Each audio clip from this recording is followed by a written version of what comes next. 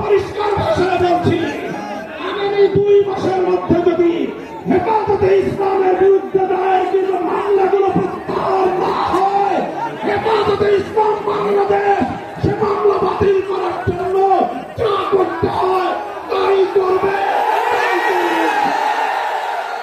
রক্ত দিয়ে স্বাধীনতা এনেছি, প্রয়োজনে রক্ত দিয়ে সেই স্বাধীনতা আমরা রক্ষা করবো ইনশাআল্লাহ।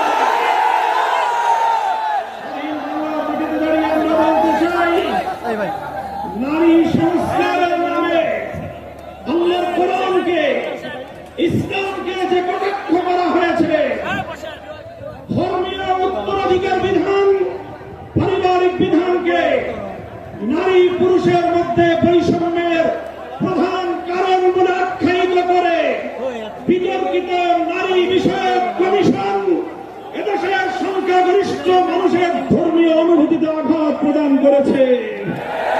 ধর্মীয় অনুভূতিতে আঘাত প্রদান করবার অপরাধে তাদের বিরুদ্ধে আমরা রাষ্ট্রের শাস্তিমূলক ব্যবস্থা দেখতে চাই।